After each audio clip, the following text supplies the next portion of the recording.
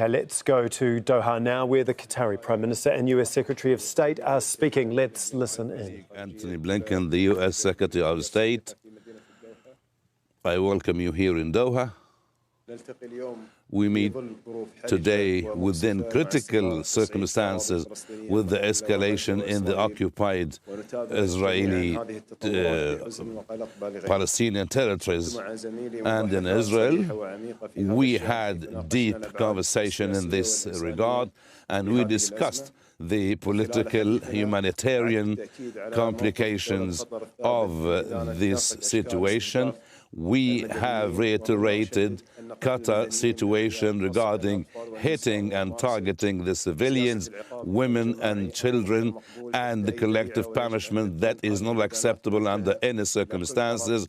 And these condemnations must go to anyone who is involved in these matters. We need to work hard in order to reach a sort of a ceasefire in order to stop the bloodshed and to avoid a circle of violence that the peoples of the region will pay the price high. The priorities of Qatar within the diplomatic approach is to seek a ceasefire, protect the civilians, release the captives, and to work hard in order not to spread violence in the region, because this will have bad consequences. We also exchange our viewpoints regarding humanitarian corridors to keep the assistances and aid reaching the Palestinians, particularly within the deterioration of the situation in Gaza Strip. It is a disaster what we can see in Gaza Strip, and shortage of basic needs, no electricity because of the bombardment.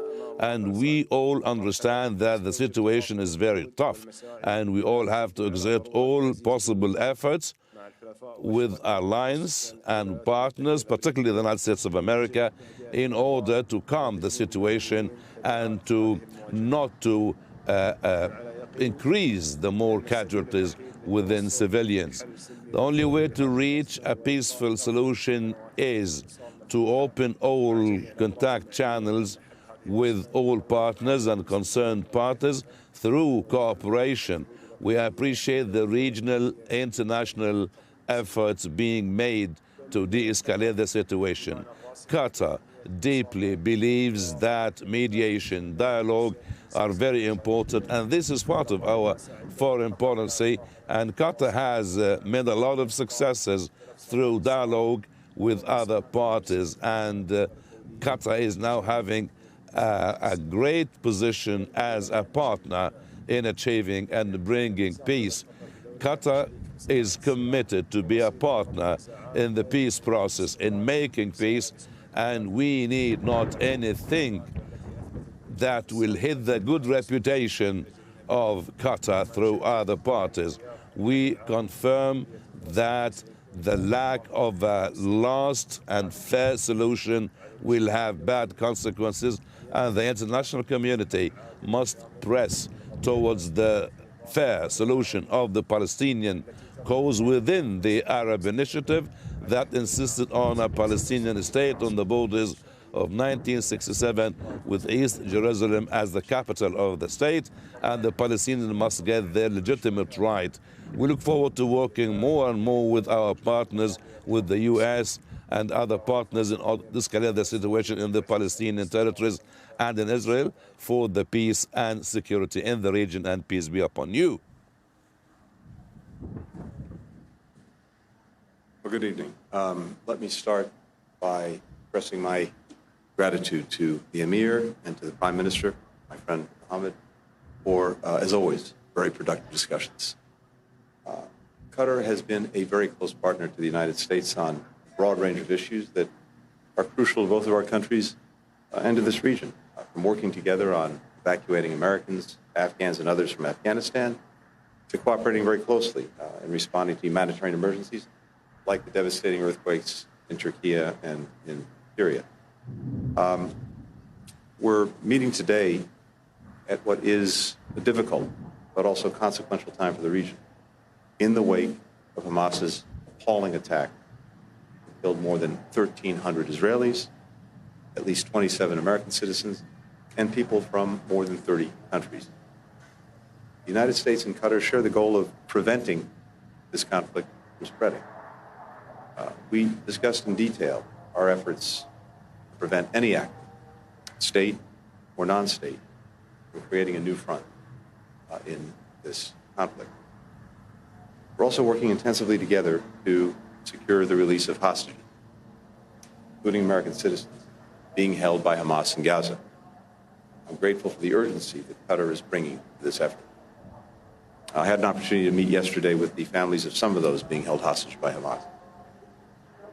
Their anguish is profound. They're desperate to bring their loved ones home, and we are working urgently on that effort.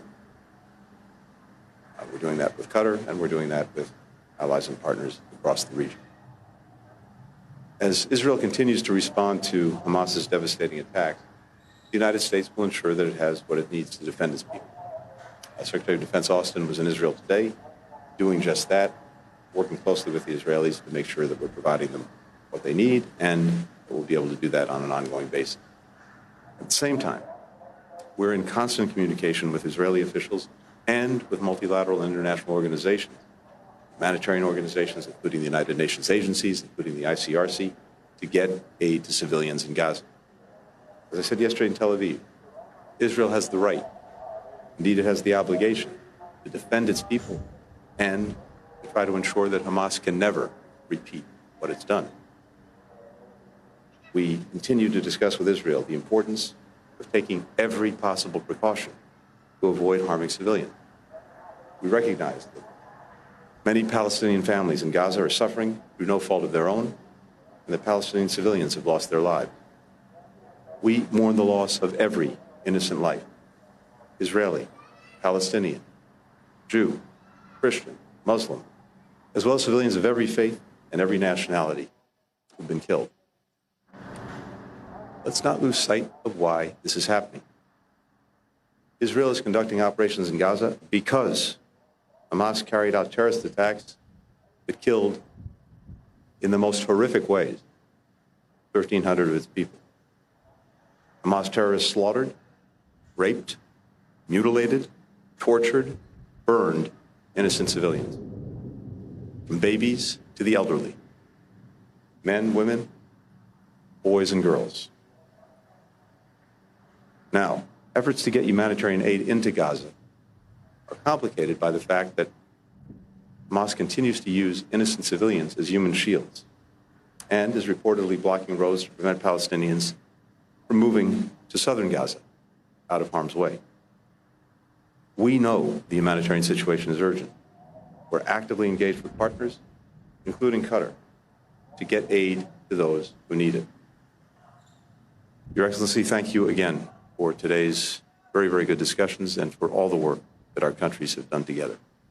Thank you. نفتح الآن المجال للأسئلة. السؤال الأول موجه من التلفزيون العربي. A question from the journalist. First question to the Qatari Prime Minister.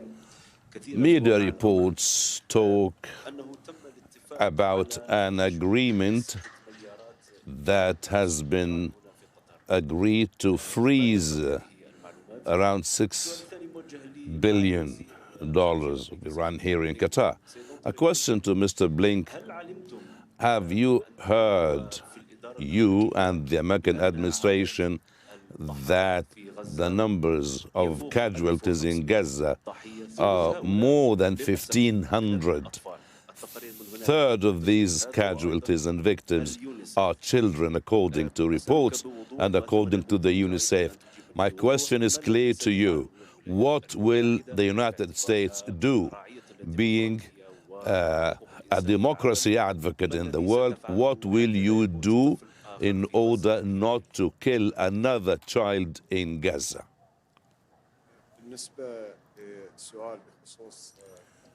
Regarding the media reports about freezing Iranian funds in Qatar, the state of Qatar is always committed to any agreement, and every steps must be done through consultations with other partners. The fund, the money here in Qatar is there, unless all the conditions and of the agreement are fulfilled, and we should focus on our priorities. Qatar will focus that is to reduce tension at the priorities and create a situation of calm and put an end to the current war waged against our brothers in Gaza. And reach we need not to do anything that will avoid escalate any the more situation in the region. confrontations and crises. Thank you for the question. A few things. As I said just a moment ago, and I'll repeat it. Israel has both the right and even the obligation to defend its people and to do everything it can to ensure that what happened last Saturday never happens again. At the same time, the way Israel does this matters. The way any democracy must deal with such a situation matters. And to that end, we discussed with the Israelis, urged the Israelis to use every possible precaution to avoid harm to civilians. It's also important to remember the fundamental issue that makes this so complicated. As I said again a moment ago, Hamas uses civilians as human shields. It puts them in places where they will be in danger. It puts them in places where they're used in effect to try to protect Hamas officials or their equipment or infrastructure. Civilians, of course, should not be the target of military operations. They are not the target of Israeli operations. They are very deliberately the target of Hamas's action. I mentioned as well that we're very actively engaged with UN relief agencies, with the ICRC, with others, to address the acute humanitarian needs of people in Gaza, to protect them from harm, and make sure that they have the ability to get what they need. We need to ensure, for example, that there are safe areas in Gaza. For civilians, we're working through the details on that, and more to be said in the days ahead, but that's a priority for us. We're discussing this with the Israeli government. We're discussing it with others in the region. السؤال الثاني موجه من قناة الجزيرة. السلام عليكم. علي الوزير محمد الجاسم مع قناة الجزيرة. السؤال متعلق The question is related to the core of the contacts, recent contacts since the crisis in Gaza. We have seen that Qatar is doing well in this regard, contacted so many countries, Iran, the United States, Jordan, France, and other countries. What is the core of the recent contacts, and what are these contacts based on? Since the crisis, His Highness the Emir of Qatar made a lot of contacts, and I also had contacts with some of my counterparts. We need to listen the escalation, and we need to stop this war, and we need to find the humanitarian corridors for the aid and assistances to reach Gaza, and to see the cause of the civilian captives. We work with our partners, and we hope they will go back to their families. The contact and consultations of Qatar are based on finding solution to this crisis, and not to escalate the crisis, and not to spread the conflicts, and not to find other fronts being involved. The priorities are to stop the war and to deliver the assistances and aid to the needy people, and the captives to be returned to their families. Third question from Reuters. Thank you. Sheikh Mohammed, given the condemnation from the world on Hamas attack, Is Qatar considering shutting down Hamas bureau? Are you prepared to ask the leadership to leave if your Western allies demand you to do so? And Mr. Secretary, have you asked Qatar to shut down the Hamas office? And if I may, Mr. Secretary, yesterday and just now, you said Israel has a right to defend itself, but you added that how it does that mattered. And you talked about a standard that democracies should strive for even when it's difficult to do so. Today, Israel ordered residents of Gaza City to leave and move south, something UN Palestinian envoy just called a crime against humanity. The translation wasn't great, so the gentleman before me might have asked something similar, but let me push you a little bit more on this. How does that order square with that standard you mentioned and also international law? Does the United States support this relocation? And since you had a conversation with Prime Minister Netanyahu, did you give your blessing for this move? Thank you.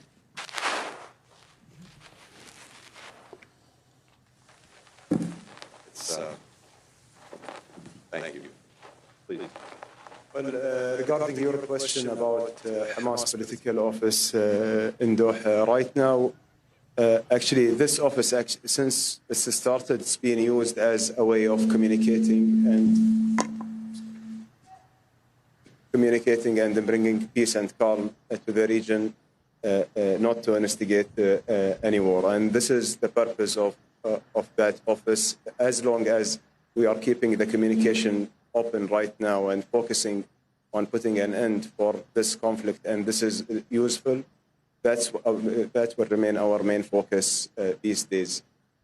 Actually, now our key focus for us in the state of Qatar, and I believe the United States sharing with us this objective, is how to put an end for this conflict, how to de-escalate, how to create a humanitarian corridor, and how to get the hostages back safe.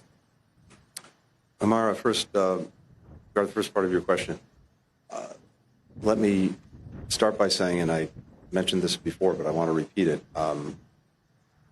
I really thank Qatar for the work that they're doing to try to help secure the release of hostages. This is something that we deeply appreciate. I know that other countries do as well, and it's something that we're actively pursuing. I've also been making it clear in all of my conversations throughout this trip that there can be no more business as usual with Hamas. Murdering babies, burning families to death, taking little children as hostages. These are unconscionable acts of brutality. Every country in our judgment needs to condemn these actions, needs to hold them accountable, and we will continue to make that clear. When it comes to providing for civilians in Gaza, both ensuring that they can be out of harm's way and that they can have access to the support that they need, the humanitarian assistance, the food, the medicine, the water. Our focus now is on helping to create safe zones, and we're doing that with the leading international organizations. We're doing that engaged with Israel, and we're working with other countries to that end. So that's where our focus is. We think this is the best way to make sure that civilians who are caught in a crossfire of Hamas's making can be safe and receive the assistance they need. Thank you. السؤال الأخير موجه من بلومبرج. Mr. Secretary, I know the situation in Israel is highly charged and very fluid, but are you worried about the medium and long-term consequences of what's unfolding in Gaza? Are you worried that Israel may be simply retaliating in a fury because of the horrendous nature of these attacks and might not have a medium or long-term plan? And secondly, I'm wondering, how worried are you about a second front in this war? Iran and Hezbollah have already made threats of opening this new front if attacks on civilians or an Israeli blockade of Gaza continues.